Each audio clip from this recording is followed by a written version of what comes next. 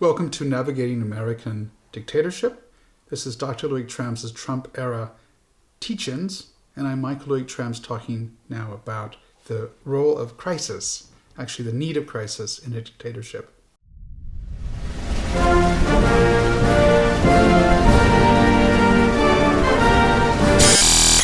You're not going to be a dictator, are you? I said, no, other than day one.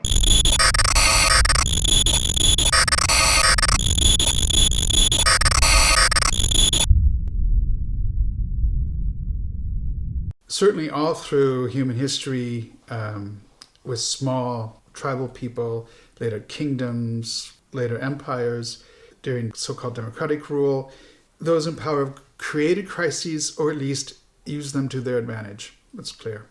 But let's look at three recent historical examples that will help better understand what's going on today. One going in order of oldest to freshest. Looking at the Third Reich, as I said earlier in the series, the Nazis actually came to power legally through democratic mechanisms. They had won the election of winter 32-33. They had a plurality in parliament, not a majority. Through coalition building, they could call the shots. Exactly 4 weeks after taking power, the Nazis let happen what's been reportedly the burning of the Reichstag by a Dutch communist. Either he did this under duress or the Nazis knew about it and let it happen, encouraged it. At any rate, the very next morning after the burning of the Reichstag in February 1933, the Nazis rounded up the communist politicians who were seated in parliament, so they were now out of the running, and they decimated the rank and file of communists across the country, so that the election coming up March 5th of 1933 wouldn't have communist or farther left candidates to erode Nazi politicians, their candidates, and their collaborating candidates of other parties. So the burning of the Reichstag, the German parliament, it's a huge thing. It'd be like Congress burning and blame it on the Greens or the Libertarians or Vegetarian Party. So without this crisis, the Nazis could not have won legitimate legal power, rule over Germany. Later on, though, this model of creating crises served the Nazis well, at least at the beginning.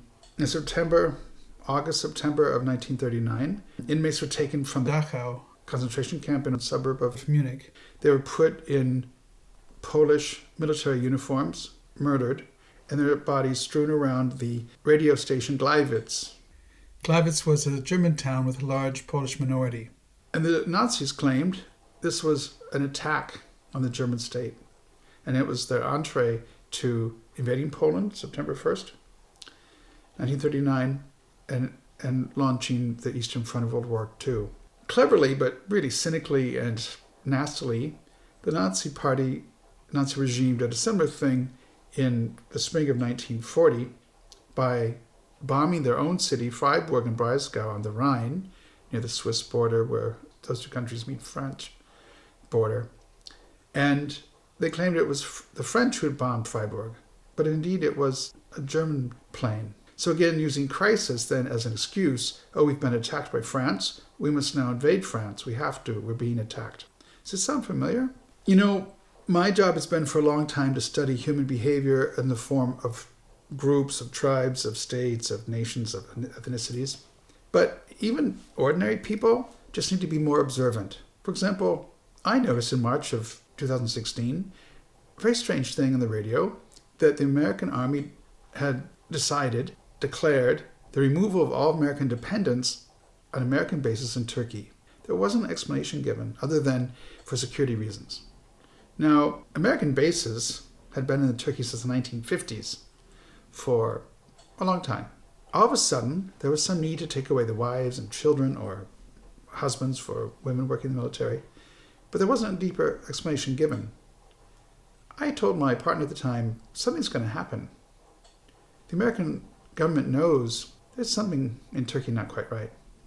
3.5 months later, in July of 2016, there was supposedly a putsch attempt against Recep Erdogan, the head of the Turkish state, by Gulen.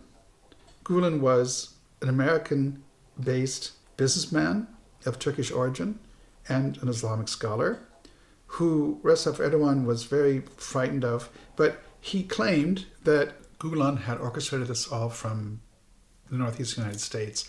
In fact, he also claimed the U.S. government supported this, which it denied. But think about this just logistically. Take away all the emotion, all the feelings, accusations. How would an aging, already then ill Turkish businessman / Islamic scholar from Pennsylvania organize allegedly thousands of people to stage a coup, which just took place for a couple hours and then was over? How did he organize the airplanes to bomb the Turkish parliament and the presidential palace, two state important buildings? There weren't that many equipment strewn about. It sort of belies the image of this mass operation. Where were all the tanks? Although there was a tank at the end of the bridge, the Bosphorus Bridge on the Asian side. How did Gulen supposedly organize all the rifles and grenades and explosives? And I mean, he was busy over in Pennsylvania, and there weren't that many followers in Turkey, and they weren't that well organized. So logistically, this is all absurd. At any rate, there were 300 people killed in this very short alleged coup. Over 2,100 were injured. But what's most important is on the next morning, July 16th, 2016, 2,745 judges were scooped up. Same thing with the soldiers, the army. Supposedly there were 10,000 soldiers. They were also detained. 40,000 people in total were immediately detained. Ultimately, over the next weeks, 15,000 education staff were suspended. I'm borrowing from Professor Pedia at Google. 15,000 education staff were suspended, and the licenses of 21,000 teachers were revoked. 77,000 people were arrested, and 160,000 were fired from their jobs. All of these supposedly Gulen supporters and followers. I don't know. I'm just an Iowa farm boy living in Europe. But I can't imagine all this is logistically possible. But what I do know is that under the cloak of this crisis, Recep Erdogan was able to consolidate his power. All those people who would control his actions, his legislation, his deeds, the judges, about 3,000 judges. And then you've got teachers, educators, the university level especially, but also high school level. You've got writers and journalists. It's very clear that there's a great windfall in this crisis for the leader. Hezbollah leaders were sitting, they knew to the automobile who was in transit. So they have an amazing spying mechanism, what happened on the 7th of October. So let's take this inquiry further. If you have this impenetrable fence, supposedly, and there are breaches on October 7th, not just one or two or three, but 30. Think about the logistics. If you have one breach, do you need 100 followers to come with rifles and pickups and motorcycles? And some of the breach points had gliders that went over the fence into Israel. You need weapons, some vests, boots, caps, goggles, all kinds of things. A huge amount of material. How many men do you need for that, or women? 10, 100? Do you need 1,000 per breach to successfully get through this super secure, supposedly fence? Okay, so you do the math. If you have 2 breaches or 3, calculate everything you calculate you need. 10 people, 100 people, 1,000 people per breach. 30 breaches? So if it's 10 people per breach times 30, but then you add it more realistically to 100 at least, or maybe in the wildest speculations, 1,000 people are necessary at every breach point to successfully get through this big wall. That's a lot of people. How did the Israeli government, the army, supposedly not know there was movement? They had informants in the Gaza population before this current war. They had cameras, they had drones, they had satellites, they had people nearby. They had soldiers and bases and barracks. We can argue this for a long time. My role is not to provide the magic answer, but to provide the probing questions. So the next level of questions would be, who might benefit from an occasion for war? Who gains if the Gaza militants come across that fence and wreak havoc? If you go backwards to that summer, there were thousands of Israelis, later hundreds of thousands, some would say later millions, who marched in Tel Aviv for weeks, for months. Later, some of them marched all the way from Tel Aviv to Jerusalem. I've been there in Israel twice. If you're going to walk, that's a big commitment. Anyway, those people believe so strongly in stopping Benjamin Netanyahu's desire to, quote, reform, to make more efficient the judicial branch of the government, basically to reform any watchdog, any oversight body. Yeah, the Knesset, so in any case, is a unicameral parliament. Hobble the judicial with no opposing second chamber of parliament. We have a free card. So eventually this proposal was withdrawn because there were so many protests. Barring overtly legal ways to, if you want, take over the government, but at least to make it do your bidding, what's left? What emergency would be big enough to rally the people behind you, at least temporarily, long enough to do mortal damage? A tsunami isn't very likely in that end of the Mediterranean, is it? Earthquakes, no. Volcanoes, no.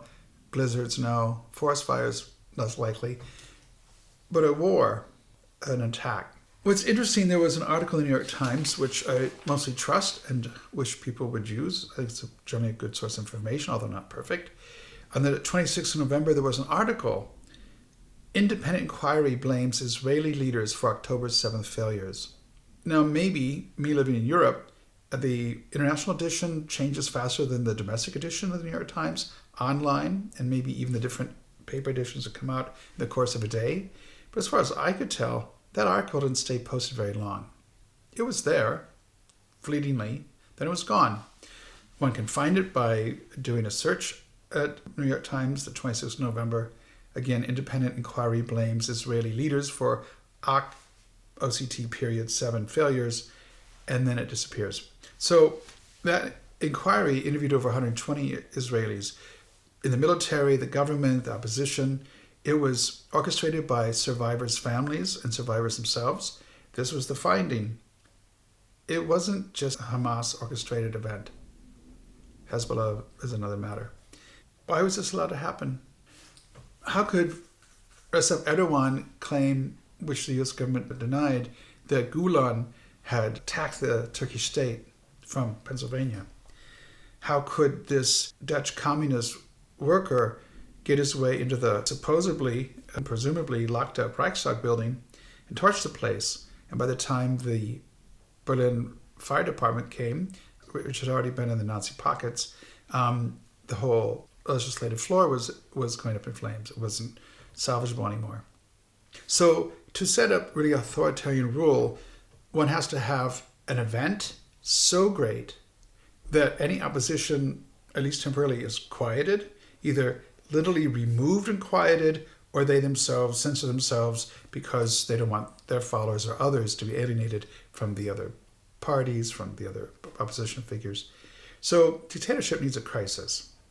And dictatorship needs, along with those crises, an enemy. For the Nazis, it was the communist, the so-called internationalists. Look it up, it's its own thing.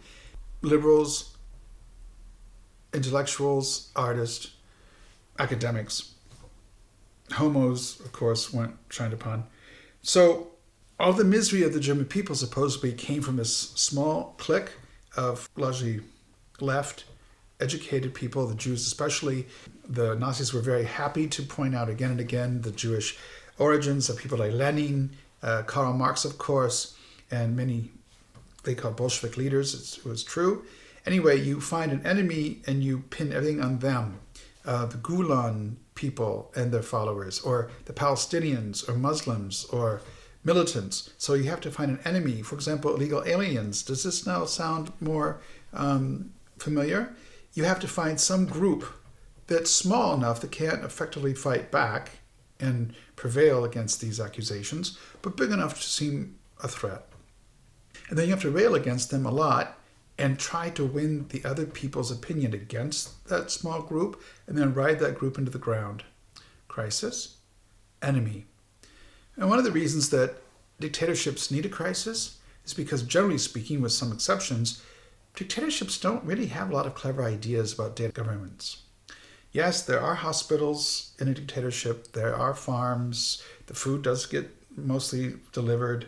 There are shops you can buy the basics of life usually. But this is not a winning recipe. Instead of having a large pool of thinkers, of people who are educated in economics and supply chains and in computers these days or whatever, you have a small set of people, and you purposely kick out all the other people who could be a threat to your thinking, and you have this clique who's saying, well, this is the way things should be. This could be a right-wing clique, a left-wing clique, could be Nazis, could be communists, could be Republicans, could be Democrats, could be anybody. You narrow down the group of those actively able to make decisions. It's called echo chamber and groupthink. And the problem is they are limited. They don't have the ability to think outside the box. They're not free to think. Literally, they're not able just to pick and choose in the salad buffet of ideas. Capitalists are fond of saying the marketplace of ideas, but I'm not that much of a capitalist. Yeah, so crisis, enemies, and an ever constricting palette of possibilities.